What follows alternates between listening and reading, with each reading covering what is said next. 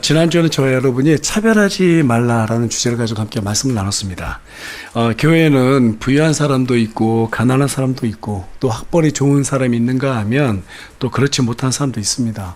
사회적으로 지위가 높은 사람도 있고 또 낮은 사람도 있어요. 이렇게 다양한 사람들이 모여 있는 것이 교회거든요. 이처럼 다양한 사람들이 교회로 모일 수 있는 이유가 무엇이라고 그랬어요? 구원에는 차별이 없기 때문이라고 말씀을 드렸습니다. 구원은 누구든지 우리 주 예수 그리스도를 믿고 자신의 죄들을 회개하면 교회를 구성하는 지체가 될 수 있어요. 또 뿐만 아니라 야고보서 2장 5절에 가서 보니까 왕국의 상속자가 될 권세를 얻는다고 그렇게 말하고 있습니다. 무슨 말인가 하면 지금은 옆에 있는 사람이 비록 초라해 보이고 없어 보일 수 있지만 나중에 우리가 천국에 가서 보면 그 사람들이 어떤 사람들이 된다고요?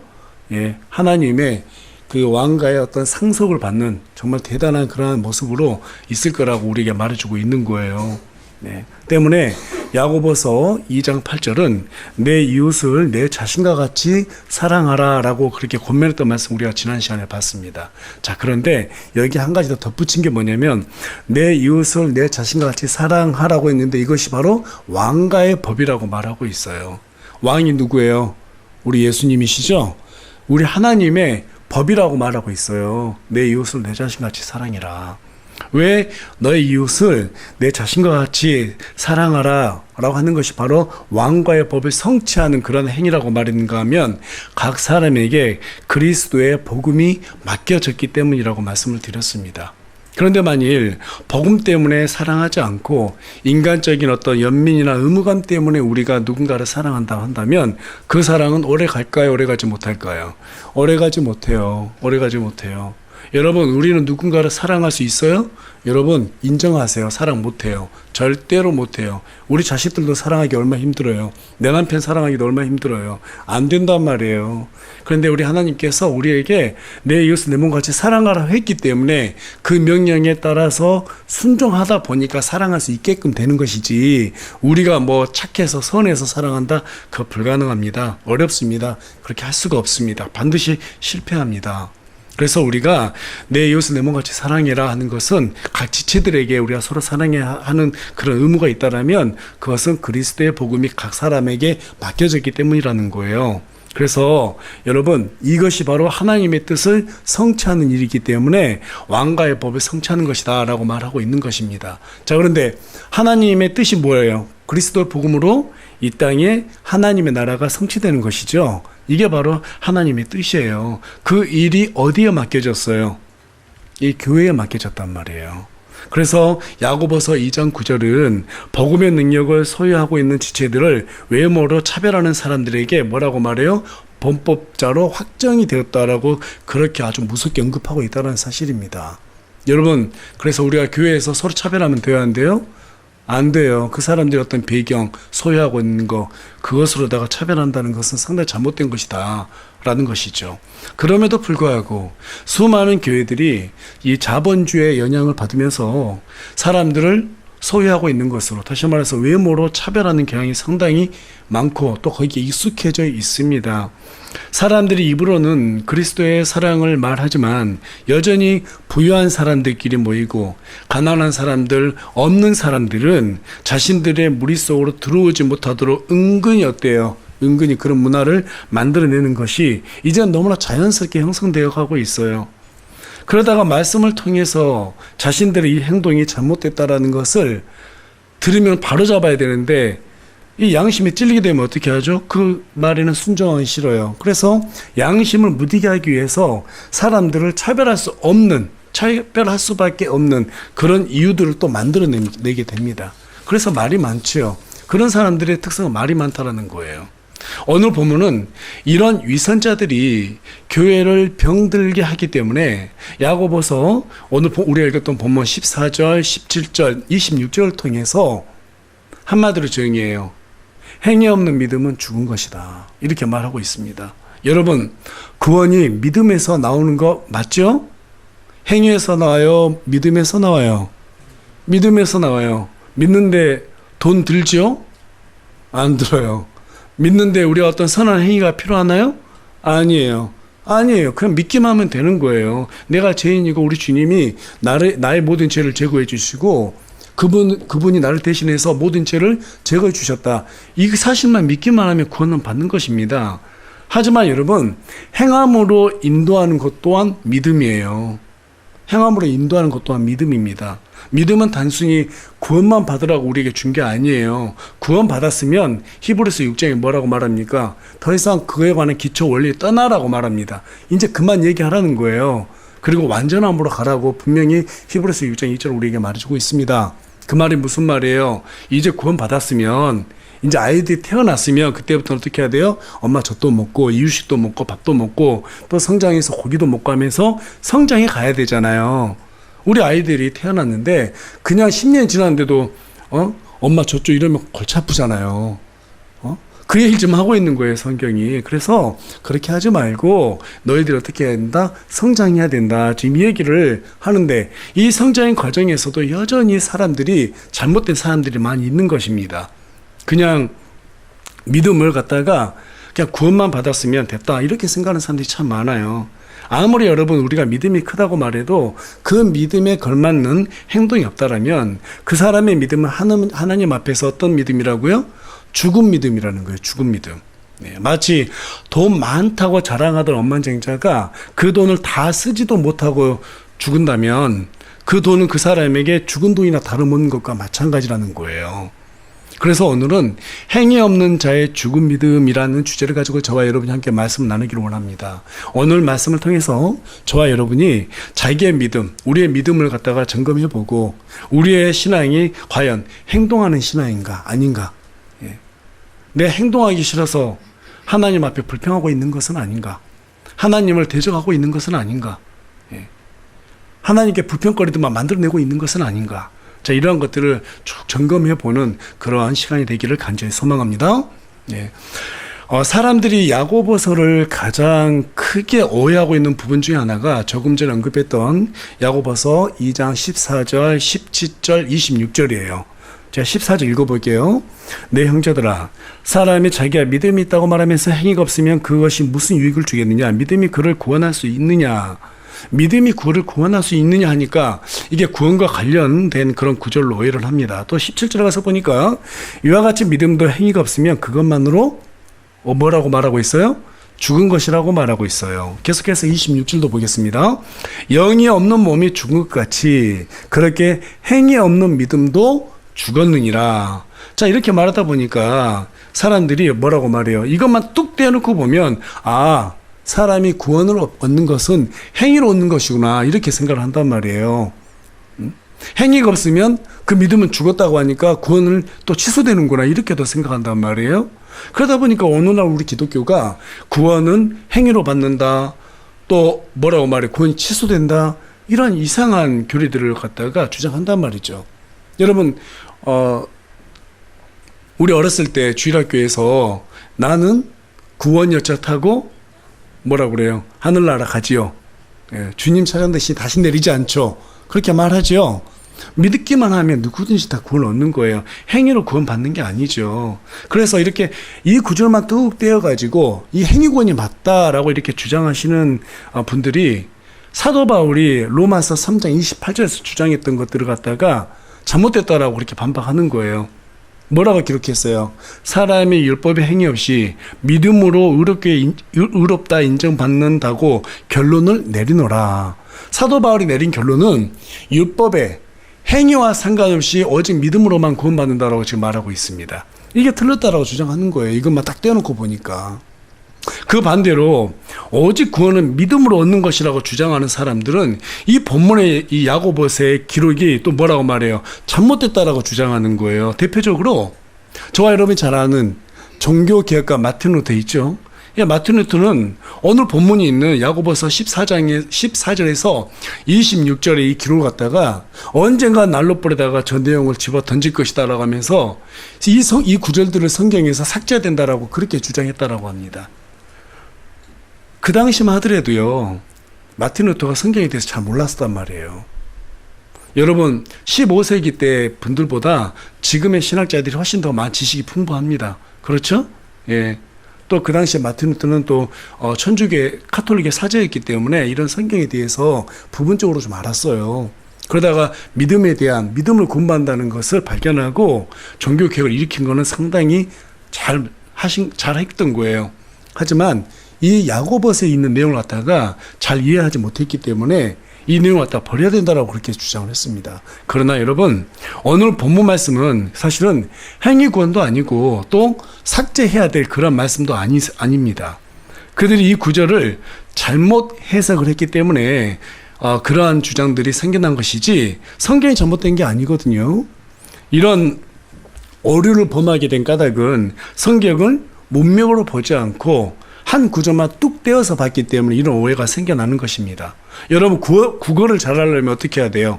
문맥을 통해서 글을 쓴 사람의 의도를 잘 파악해야지 국어를 잘할 수 있는 거잖아요. 그와 같이 성경도 문맥을 통해서 성령님께서 어떤 의도로다가 이 글들을 주셨는지 이것을 잘 살펴봐야지 성경에 있는 내용을 합리적으로 잘 해석할 수 있는 것이지, 그냥 한 구절만 뚝 떼어가지고 주장하게 되면은요, 천하무적이 돼요. 천하무적이에요. 무슨 말이냐면 이단들의 공통성이 다 거기에 있어요. 구절도 막 톡톡 떼어가지고 막 연결 붙인단 말이에요. 그렇게 해서 붙여놓고 보니까 안 통하는 게 없어요. 예. 뭐 이만희도 자기가 구원자라고 그러고, 안상홍도 자기가 구원자라고 그러고, 문선명이도 구원자라고 그러고, 우리나라에만 자기가 메시아라고 주장하는 사람이 50명이 넘어요. 뭐 왜 이렇게 많은지 모르겠어요. 그렇죠? 네. 이단들의 특성들이 어떤 구절만 탁탁 떼어가지고 이어붙이게 한단 말이에요. 그렇게 되면 여러분, 성경은요, 내가 원하는 대로 다 만들어낼 수가 있어요. 그럴 수가 있는 거예요. 그래서 이러한 방식으로 성경을 해석하는 것은 상당히 위험한 것이라는 것이죠. 그런 의미에서 결론부터 말씀드리자면, 오늘 본문은 행위 구원과 관련된 내용이 아니라 저와 여러분이 지난주에 살펴봤던 내용과 관련해서 믿음이 있다고 말하면서도 여전히 형제들을 차별하는 위선자들이 가진 그 믿음에 대한 경고의 메시지를 담고 있는 거예요. 그렇다면 이 위선자들이 어떤 사람들이었는가? 우리 지난주에 살펴봤던 6절에 가서 보니까, 그러나 너희는 가난한 자들 없이 여겼도다. 부자들은 너희를 압제하고 재판석 앞으로 너희를 끌고 가지 아니하였느냐. 교회 내에서 이 부유한 자들이 있었는데 이 사람들이 가난한 사람들을 갖다가 업신여기고 압제하고 심지어는 재판장으로 끌고 가서 형제들을 갖다가 학대했다라고 말하고 있어요. 그런데 문제는 2장 1절에 가서 보니까 뭐라고 말해요? 내 형제들아, 이렇게 말합니다. 이 말은 무슨 말이에요? 이 위선자들이 구원받은 사람들이라는 거예요. 이 위선자들이. 그러면 교회 안 다니신 분들, 또 하나님 모르시는 분들이 딱 봤을 때 그런 위선을 떠는 사람들을 보면 어떤 생각이 들까요? 아니, 저런 사람들이 교회 다닌다고? 어떻게 교회 다니는 사람이 저럴 수가 있어? 교회 다니는 사람들 다 천사처럼 선해지는 거 아니야? 이렇게 생각한단 말이에요. 미리 말씀드리지만 절대 그렇지 않습니다. 저도 교회를 40년 넘게 다녀봤어요. 그렇게 천사 같은 사람이 별로 없더라고요. 찾아보기 어렵더라고요. 오히려 하나님을 안 믿는 사람들보다 더 못된 행동들을 하는 사람들이 교회 내에서도 있습니다. 실제로 있어요. 저는 그런 사람도 봤습니다. 그렇다면 그 사람들이 어떤 사람인가? 그 사람들 공통점 보게 되면요, 대부분 이런 생각 갖고 있어요. 단순히 구원만을 갖다가 목적으로 여기는 사람들이에요. 그 사람들은 구원받은 것으로 모든 문제가 해결되었다라고 생각하기 때문에 더 이상 주님의 뜻대로 살 필요가 없다고 생각합니다. 그래서 예수님을 생각하기를, 예수님은 나를 천국으로 인도해 주시는 분이시고 이 땅에서 잘 먹고 잘 살게 해 주시는 분이다라고 그렇게 생각한단 말이에요. 그렇게 생각하는 사람들이 하나님을 두려워할까요? 두려워하지 않을까요? 두려워하지 않죠. 절대로 두려워하지 않습니다. 그래서 자기들 마음대로 살아도 된다고 생각하기 때문에 교회에서도 이런 못된 불의들이 생겨나는 거예요. 네. 특별히 부유하다 해서 다 그런 건 아닙니다. 오해하면 안 되는 거예요. 부유한 사람들 중에서도 교회 내에서 좋은 사람 정말 많아요. 오히려 그 반대로 사회적으로 인정 못 받고, 그 다음에 어때요? 가난하고 그런 사람들 중에서 열등감이 많은 사람들이 또 나중에 교회 기득권을 쥐고 이렇게 쥐고 흔들고 그러기도 한단 말이에요. 성경에서는 부유한 자, 가난한 자 이렇게 말했는데 부유한 사람들이 그럴 확률이 높기 때문에 이렇게 얘기하는 것이지 실제적으로 다 그런 건 아니라는 사실이에요. 네. 그래서 나에게 열등감이 많은 사람들이요, 교회 내에서 문제를 많이 일으켜요. 사람들을 차별하고 사람들을 갖다가 자꾸 나누고, 그리고 뭔가 인정받기 위해서 사람들을 이렇게 비난하면서 자기가 높아지려고 하는, 사람들 계단 삼으려고 하는 그런 사람들이 많다는 사실입니다. 그렇게 생각하는 사람들이 가장 큰 문제는 조금 전에 말씀드렸다시피 하나님을 두려워하지 않는다는 사실이에요. 그래서 이 부류의 사람들에게 10절에서 11절이 뭐라고 말하고 있느냐면, 누구든지 온 율법을 지키다가 한 조목이라도 어기면 모든 것에 유죄가 된다라고 말하고 있어요. 또 11절에서는 간음하지 말라 하고 말씀하신 분께서 또한 살인하지 말라 하고 말씀하셨으므로, 이제 내가 비록 간음하지 아니하여도 살인하면 율법을 범한 자가 되느니라. 자, 이 말이 무슨 말이냐면, 어떤 사람은 간음에 대해서는 엄격해요. 그런데 살인에 대해서는 반대하는 사람도 있습니다. 또 반대로 어떤 사람은 살인이 제일 큰 죄라고 하면서 아주 엄격해요. 그런데 또 간음에 대해서는 별거 아니라고 생각하는 사람도 있을 수 있어요. 하지만 누구든지 성경은 뭐라고 말해요? 율법의 한 조목이라도 어기면 유죄가 된다라고 말하고 있거든요. 이 말은 무슨 말이냐면, 야, 살인이나 간음 이러한 것들은 큰 죄가 아니다. 교회 내에서 사람들을 외모로 차별하고 무시하고 압제하면 그것도 그에 걸맞는 큰 죄라고 지금 말해주고 있는 거예요. 그렇기 때문에 저와 여러분이 부유하다고 해서 가난한 사람들을 무시하고, 또 교회 오래 다녔다고 그래가지고 교회 온 지 얼마 안 된 사람들을 무시하고 그렇게 하면 될까요, 안 될까요? 안 되는 거예요. 그래서 계속해서 12절은 너희가 자유의 법에 의해 심판을 받을 자처럼 그렇게 말하고 그렇게 행하라고 말하고 있어요. 너희가 구원은 받아서 사망으로부터 자유로운 자가 되었다. 이제 지옥에 갈 사람은 아니다. 더 이상 사망을 두려워하지 않는 그런 자유자가 되었다. 그런데도 여전히 율법에 따라서 너희들의 행동이 그리스도의 심판석에서 심판을 받게 될 것이다. 때문에 구원을 받았다고 해서 그 자유를 방종의 기회로 삼지 말라고 우리에게 지금 말하고 있는 겁니다. 이 부분에 대해서 로마서 14장 10절은 좀 더 구체적으로 묘사를 해놨는데요. 우리 다 같이 한 목소리로 읽어보도록 하겠습니다. 시작.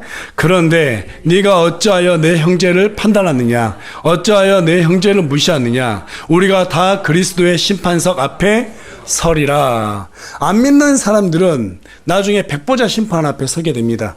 그 사람들은 지옥으로 떨어져야 되기 때문에 그 몸에 행한 대로 거기에 맞는 지옥으로 떨어진단 말이에요. 그런데 믿는 사람들은 그리스도 심판석 앞에 서는 거예요. 거기에서 각자 거기에서 보상의 등급이 나눠지는 겁니다. 그래서 우리가 이 땅에서 구원받았으니까 끝이다라고 생각하고 하나님을 섬기지 않고 내 마음대로 범법을 행하면 나중에 하나님 앞에 섰을 때 정말 부끄러운 일을 당한다는 거예요. 지금 그 얘기를 성경 우리에게 말하면서 긴장끈 놓지 말라고 말하고 있는 것입니다. 따라서 지금 야고보서 2장에 기록된 말씀은 구원받은 사람들 중에서 구원이 끝이라고 생각하고 교회를 어지럽히는 사람들의 이 믿음에 대한 경고의 말씀이지 행위 구원에 대한 말씀이 아니에요. 그래서 13절에 가서 보니까 이는 긍휼을 베풀지 않는 자가 긍휼 없는 심판을 받을 것이기 때문이니 긍휼은 심판을 이기고 기뻐하느니라. 교회 내에서 가난한 사람들, 어려운 사람들을 긍휼히 여기지 않고 도리어 무시하고 압제하는 사람들에게 긍휼이 없는 심판이 임하게 된다고 지금 말해주고 있는 거예요. 그런 사람들에게 14절이 뭐라고 말합니까? 우리 다 같이 14절 읽겠습니다. 시작. 형제들아, 사람이 자기가 믿음이 있다고 말하면서 행위가 없으면 그것이 무슨 유익을 주겠느냐? 믿음이 그를 구원하겠느냐? 여기에서 그를 구원하겠느냐 이렇게 말하니까 영원의 구원이라고 생각할 수 있는데 그게 아닙니다. 그게 아니에요. 아무리 자기 자신이 내가 믿음이 많다라고 그렇게 말로 해도 그 믿음에 걸맞는 행동이 나오지 않으면 그 믿음은 그리스도의 심판세에서 받을 그 심판에 아무런 효력을 미치지 못한다 이 말이에요. 거기에서 구원해 줄 수 없다 이 말이지 영혼에 대한 구원을 말하는 것이 아닙니다. 또 자기가 믿음이 있다고 하면서 행위가 없으면 그것이 무슨 유익을 주겠느냐라고 지금 성경이 지금 우리에게 물어보고 있습니다. 그 내용이 15절부터 17절에 기록이 되어 있습니다. 우리 다 같이 15절부터 17절까지 쭉 읽어보겠습니다. 시작. 만일 형제나 자매가 헐벗고 일용할 양식이 없는데 너희 중에 누가 그들에게 이르되 평안히 떠나라, 너희는 따뜻하게 하고 배부르게 하라 하고는 몸에 필요한 그것들을 너희가 그들에게 주지 아니하면 그것이 무슨 유익을 주겠느냐. 이와 같이 믿음도 행위가 없으면 그것만으로 죽은 것이니라. 네. 어느 날 주일학교 선생님이 어린아이들 간식 사준다고 그래가지고 교회 밖으로 나갔어요. 편의점으로 가서 아이들 간식을 사주고 나왔습니다. 그런데 어떤 한 할머니가 등이 이렇게 굽었어요. 그 날씨가 추운데 할머니가 부들부들 떨면서 와가지고 하필이면 이 주일학교 선생님한테 와가지고 내가 지금 너무 춥고 배가 고픈데 나에게 먹을 것 좀 더 달라고 합니다. 그때 이 선생님이 하는 말이, 이 할머니 춥죠, 배고프죠, 제가 기도할게요. 그랬더니 옆에 있는 어린아이가 자기가 샀던 간식 할머니께 드렸어요. 자, 그럼 여러분, 이 두 사람 중에 어떤 사람이 어려운 사람이에요? 어떤 사람이 성경대로 행한 사람이에요? 어린아이죠. 어린아이죠. 지금 이 얘기를 하고 있는 거예요. 이 얘기를 하고 있는 거예요. 여러분, 옆에 있는 지체들이 헐벗고 굶주리고 어려운 일을 당했어요. 그 사람에게 당장에 필요한 것은 기도가 아니라니까요. 뭐예요? 그 필요한 그것을 제공해 줘야 되는 거예요. 옆에 와가지고 지금 당장 형제가 먹을 쌀도 없어요. 그럼 어떻게 해야 될까요? 당장 가서 쌀을 사다 주면 될 거 아니에요. 형제 힘들지? 내가 기도할게.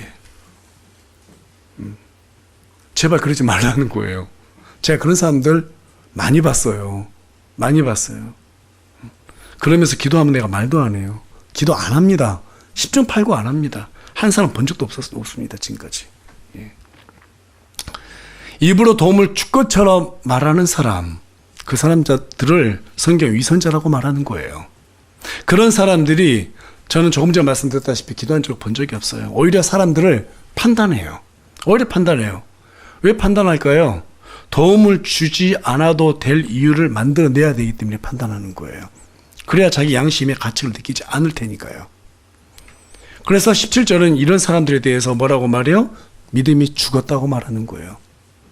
믿음이 죽었다. 우리 하나님께서 성경에서 뭐라고 말합니까? 풍성하게 심는 사람은 풍성하게 거둘 것이요. 그렇죠? 인색하게 심는 자는 인색하게 거둔다고 그랬습니다.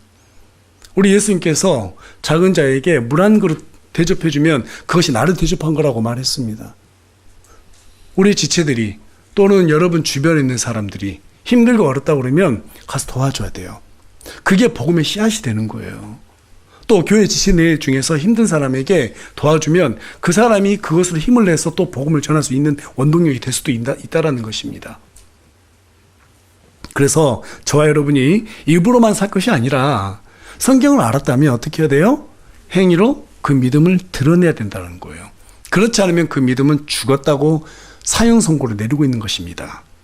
하나님이 기뻐하시는 일을 하지도 않으면서 나는 하나님 믿는다고 말하는 사람들이 정말 많습니다.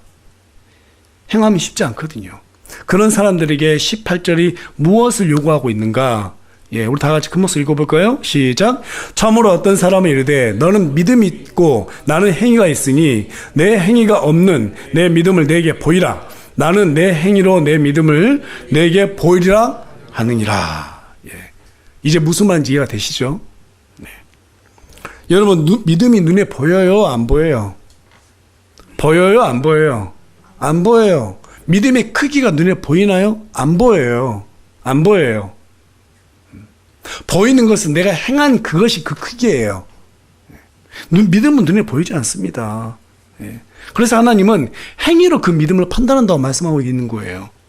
그래서 마태복음 7장 20절에서 우리 예수님께서 하시는 말씀이 그러므로 그들의 열매로 너희가 그들을 알리라. 저와 여러분이 아무리 말 많이 하고 이렇게 살아야 된다 저렇게 살아야 된다, 특히 이제 앞에 설교하고 있는 저 같은 사람들이 제일 위험한 사람들이죠. 이렇다 저렇다 말해도요 다 필요 없어요. 저도 우리 교인들도 마찬가지고 주변에 이렇게 믿음의 사람도 만나잖아요. 말 진짜 많이 하거든요. 예, 저 말 안 들어요. 앞에서는 그렇군요. 그렇군요. 그러니까 진짜 제가 듣는 걸로 착각하면 안 돼요. 저는 그냥 발만 봐요. 그 사람 손만 봐요. 안 봐요. 예. 안 봐요. 왜? 성경 분명히 얘기하잖아요. 형제 자매를 갖다가 볼 때요, 열매로 보라고 그랬어요.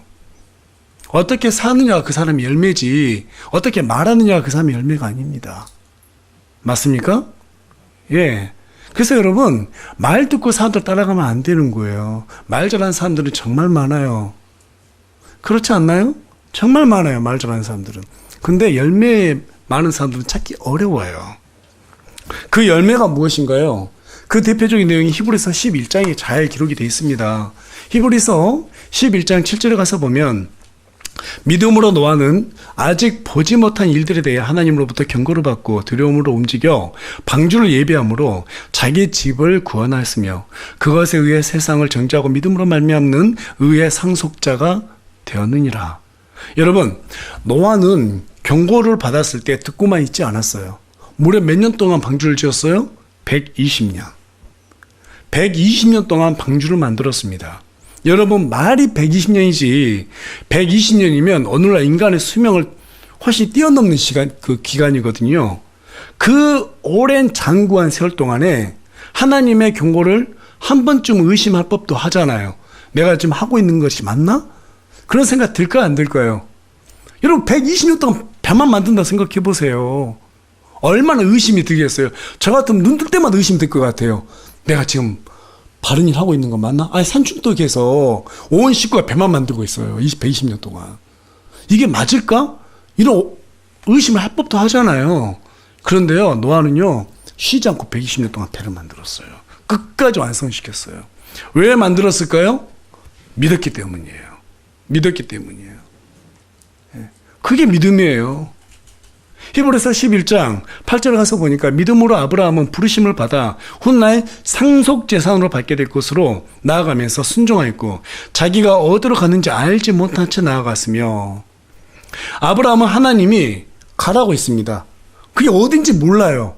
한 번도 가본 적이 없어요. 여러분, 인간에게 가장 큰 두려움이 뭔지 아세요?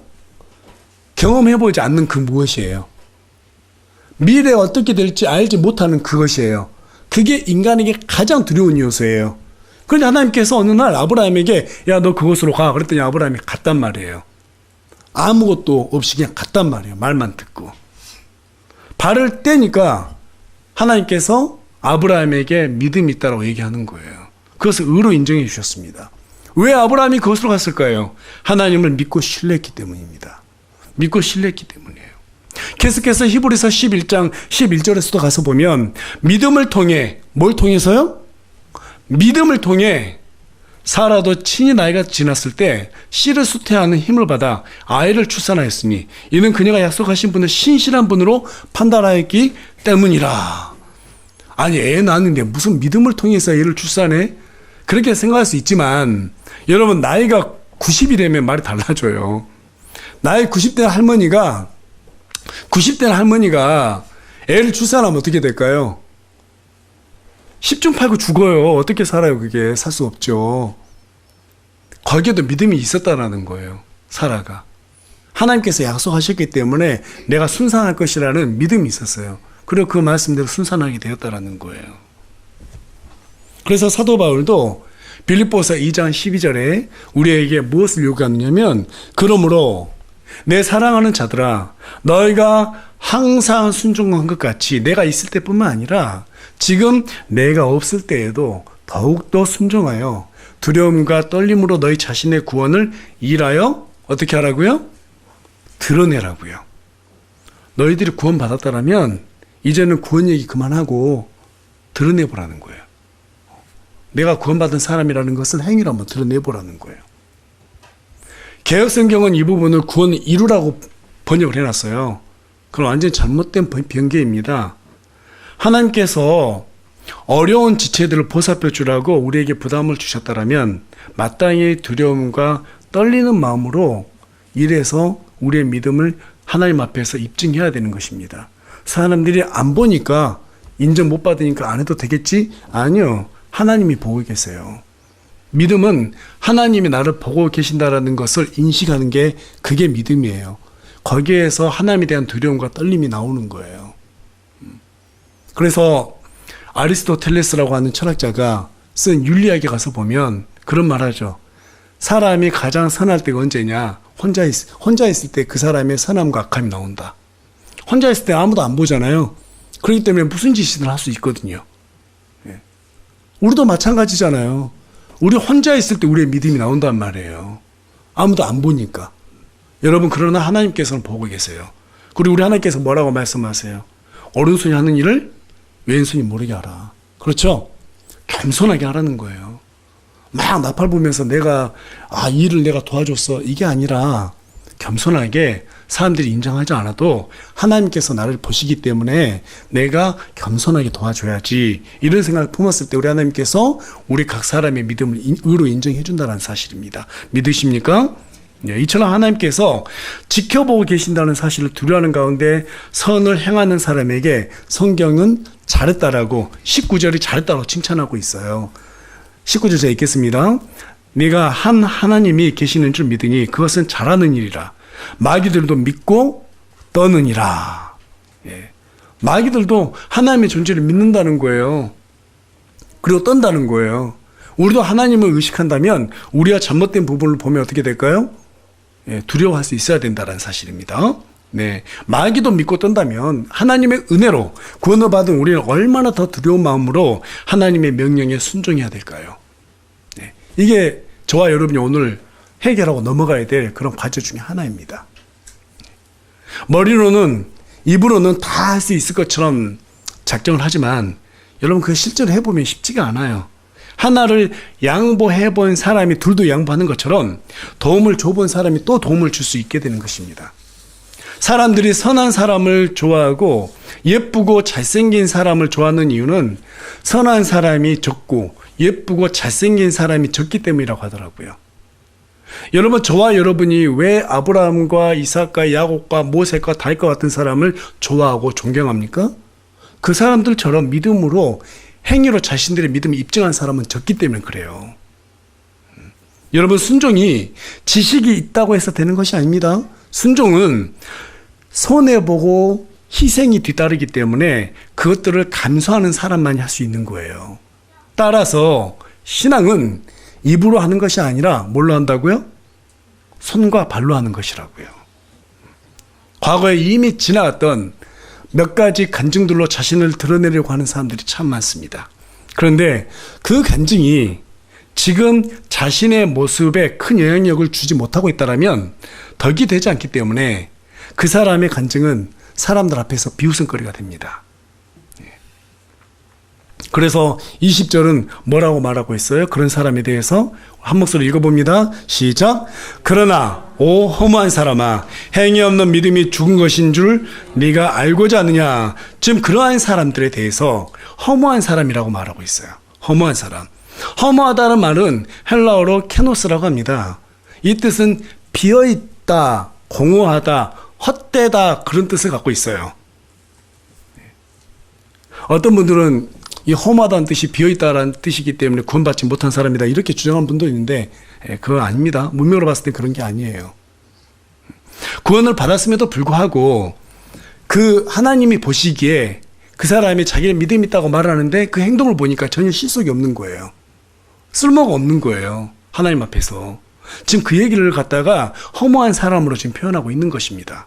한마디로 빈 쓰레가 뭐라고요? 요란하다고 한 적이 있잖아요. 우리 사람들도 말 많고 행동 없는 사람 좋아해요, 안 좋아해요? 말로 약속해놓고 안 지킨 사람 보면은 뭐라고 말해? 실없는 사람이라고 그러죠? 쓸모없다는 소리잖아요. 지금 그 얘기를 하고 있는 거예요. 내가 하나님 믿은 지 교회 다닌 지 벌써 몇십 년 됐어. 내가 얼마나 기도 많이 하는데, 얼마나 내가 성경 열심히 보는데. 그럼 뭐예요? 옆에서 형제가 밥을 못 먹고 있는데 밥도 안 사주고 기도할게 이러고 있는데. 전혀 쓸모가 없다라는 거예요. 여러분, 말씀을 우리 하나님께서 주신 이유는 기도하라고 준 게 아니에요. 뭐 하라고요? 행하라고 주는 거예요. 그래서 이 말씀은 신앙에 대한 매뉴얼이란 말이에요. 매뉴얼. 여러분, 매뉴얼은 뭐 하라고 있는 거예요? 그대로 하라고 주어진 거잖아요. 그렇죠? 어려운 사람들 보면 도와줄 생각을 해야지. 기도할게요. 그건 아니라 뭐 기도해야죠, 당연히. 기도해야죠. 근데 기도가 먼저가 아니죠. 뭐가 먼저예요? 매뉴얼대로 행하는 게 먼저잖아요. 네, 그겁니다. 아무리 내가 과거에 뭐 이런 저런 하나님을 체험했다, 어쨌다 그런 간증 그거 다 필요 없어요. 다 필요 없습니다. 빈 수레가 요란한 법입니다. 진짜로 실이 있는 사람들은요 말로 떠들지 않아요. 그냥 발로, 손과 발로 움직이죠. 이 부분을 좀 더 구체적으로 표현하기 위해서 야고보는 두 사람이 예를 들어요. 한 사람이 어떤 사람이 21절에 아브라함입니다.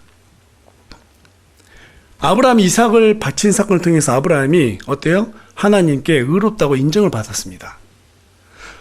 그런데 여러분 창세기 15장 6절에 가서 보니까 아브라함이 주를 믿으니 그분께서 그것을 그에게 의로 여기셨다고 말씀하시거든요. 그러니까 아브라함이 의로움이 된 사람은 된 게 언제냐면 이미 하나님의 약속을 받았을 때 그걸 믿었을 때 이미 의로운 사람이 되었어요. 근데 그 의로움이 드러난 것은 언제 드러난 거예요? 이삭을 바치라고 했을 때 그게 드러난 거예요. 순종했을 때. 네. 여러분 순종은 결코 쉬운 일이 아니에요. 앞서 말씀드린 바와 같이 희생이 요구되거든요. 우리는 이런 생각을 합니다. 내 마음이 동의해야 하지. 내 마음이 기뻐야 하지. 그런데 여러분 희생할 때 기쁜 사람이 어디 있어요? 헌신할 때 막 기분 좋은 사람이 어디 있어요? 그게 오히려 더 이상한 거죠. 그렇지 않습니까? 다 힘든 거예요. 다 어려운 거예요. 그런데 뭐가 믿음이냐면 이 어려운 게 기분이 좋을 때만 하는 거 이거는 믿음이 아니에요. 그거는 기분이에요. 여러분 세상 사람들도 기분 낼 때 기분 좋으면 어떻게 돼요? 야 내가 한번 쏟게 가자 해가지고 막 비싸게 술 사고 그렇잖아요. 그것은 믿음이 아닙니다. 기분 좋을 때 누구든지 다 할 수 있어요. 교인들 불러다 놓고 다 사줄 수 있어요. 맛있는 거. 그게 믿음이 아닙니다. 힘들고 어려울 때, 내 처지가 어려울 때도 그러한 일들을 해낸 사람들이 바로 믿음인 거예요. 믿음은 감정에 따라가는 것이 아니거든요. 여러분 순종이라고 하는 것은 항상 어려운 거예요. 항상 힘든 일이에요. 기쁘게 하기 어려워요. 그러나 감사하게는 할 수 있어요. 내가 하나님께 받은 은혜가 얼만데. 그래서 감사하게 하는 거예요. 그래서 우리가 신앙생활을 할 수 있는 가장 큰 원동력 중 하나가 뭐냐면 감사예요. 감사를 잃어버리면 절대 신앙생활 못해요. 절대 희생 못해요. 순종 못해요. 감사가 없는데 어떻게 순종합니까? 어렵죠. 안 됩니다. 믿음은 여러분 순종의 행위로 드러나는 것입니다. 마치 남편이 아내에게 내가 정말 당신 사랑해 100번 말하면 뭐합니까? 그 사랑이 행동으로 표현되지 않으면 아내들은 절대 인정하지 못하죠. 그렇지 않습니까? 네. 사랑해 말만 해요. 네. 근데 100번 말하는 것보다 우리 아내들 어때요? 그냥 이 짐승아 목걸이 하나 좀 가져와라. 속으로 그런단 말이에요. 그래 안 그래요?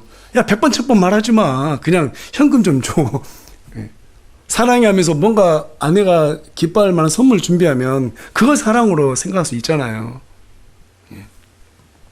하나님에 대한 사랑도 표현되지 않으면 이 믿음은 아무것도 아니라고 성경 우리에게 말해주고 있는 겁니다. 그래서 22절하고 23절을 보게 되면 네가 보는 바와 같이 믿음이 그 행위와 함께 일하였고 믿음이 뭐와 함께 일했다고요? 행위와 함께 일했다고 말하고 있습니다. 행위로 믿음이 완전하게 되지 아니하였느냐. 그러니까 우리가 믿음이 있다 하더라도 행위를 드러냈을 때 그 크기와 정도를 갖다가 하나님께서 가늠한다 이 말이에요. 23절 이에 아브라함이 하나님을 믿으니 그것이 그에게 의로 전가되었느니라고 말하는 성경 기록이 성취되었고 그는 하나님의 친구라고 불렸느니라. 창세기 15장에서는 아브라함이 하나님 믿으니 의인이 됐다고 말하고 있어요. 그런데 이삭을 바치니까 그 의가 성취됐다고 말하고 있는 거예요. 성경 우리가 아무리 많이 알아도 성경대로 행하지 않으면 그게 성취 안 된 거예요. 성경대로 우리가 행했을 때 우리가 가지고 있는 믿음이 비로소 성취가 되었다라고 성경이 우리에게 말해주고 있는 것입니다. 믿으십니까? 예. 그래서 고린도후서 5장 10절은 우리에게 한 번 더 얘기하죠. 이는 우리가 반드시 다 그리스도의 심판석 앞에 나타날 것이기 때문이라. 이로써 각 사람이 좋은 것이든 나쁜 것이든 자기가 행한 것에 따라 자기 몸 안에서 이루어진 것들을 받으리라. 우리가 이 땅에서 어떻게 살았느냐에 따라 가지고 우리 하나님 앞에 다 서게 되잖아요. 그때 판단을 받는다는 거예요. IQ가 높다면서 자기 머리를 막 자랑하는 한 학생이 있었습니다. 모의고사를 봤는데 시험 성적이 안 나왔어요. 그렇다면 주변에 있는 학생들이 야, 너 똑똑하다라고 인정해 줄 수 있어요, 없어요? 없죠. 공부를 열심히 해야지 성적이 나올 거 아니에요. 내가 아무리 믿음 좋다 말만 하면 뭐예요? 열심히 우리가 노력을 해야죠. 행위로 노력을 해야죠. 그래야 좋은 성적을 나중에 우리 주님 앞에 설 때 가져갈 수 있다는 사실입니다. 그래서 24절은 사람이 행위로 의롭다 인정받고 믿음만으로 인정받지 않는다라고 말하고 있는 것입니다. 두 번째 사람은 또 라합이 소개되고 있어요. 아브라함과 달리 이 라합이라는 사람은요, 이방인이었어요. 거기에다가 여자였습니다. 마지막으로 이 여자의 직업은 창녀였습니다. 사람들에게 가장 천하게 여김받은 그러한 사람이었죠.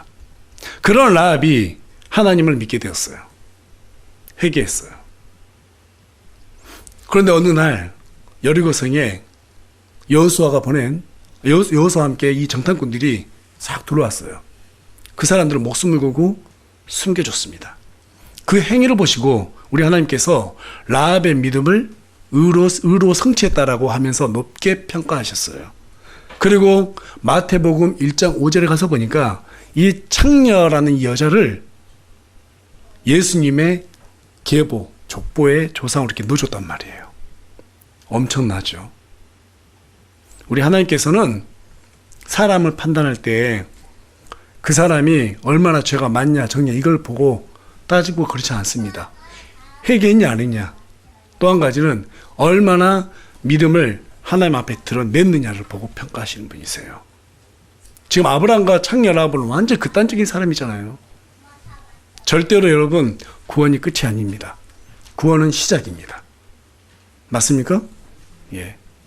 이제 비로소 태어난 거예요. 그렇다면 사람이 태어나면 그 순간부터 사람 구실을 하려면 어떻게 해야 돼요? 음식도 잘 건강하게 먹고 운동도 하고 공부도 많이 배우고, 그렇죠? 직업도 가지고 사람들에게 좋은 영향을 끼쳐야 되겠죠. 그게 사람 구실하는 거잖아요. 하나님 입장에서 보면 똑같아요. 구원 받았어요. 이제 갓 태어난 아이들이에요. 베드로전서 2장 2절에 나와 있죠? 갓 태어난 아기들로서 순수한 말씀에 져서 사모하라. 이는 어떻게 한다고요? 너희들을 성장하게 하려 함이라. 성장해서 하나님을 기쁘게 해드려야죠. 근데 그 기쁘게 해드려야 되는 결정체가 뭐예요? 복음이란 말이에요. 복음이란 말이에요. 내가 복음을 위해서 살아야겠다. 지체들을 오늘 우리가 이 말씀 나누면서 믿음이 있는 사람들은 차별하지 않고 어려운 사람들을 도와준다. 그로써 믿음을 행위를 드러낸다라고 말씀을 드렸어요. 이게 결론이에요. 중요한 것은 왜 우리가 그런 행위를 해야 되는 건가요? 복음 때문인 거예요. 각 사람에게 다 복음이 맡겨졌어요. 또 하나님 모르는 사람들에게도 우리가 친절하게 가서 도와줘야 돼요. 그게 복음의 씨앗으로 심겨질 수 있어요. 그래서 우리가 가진 모든 걸 동원해서 그러한 길로 가야 된다라고 성경이 우리에게 지금 말해주고 있다는 사실입니다. 믿으십니까? 예, 그러한 복음의 씨앗을 우리가 훨씬 날리는 저와 여러분이 되기를 간절히 소망합니다.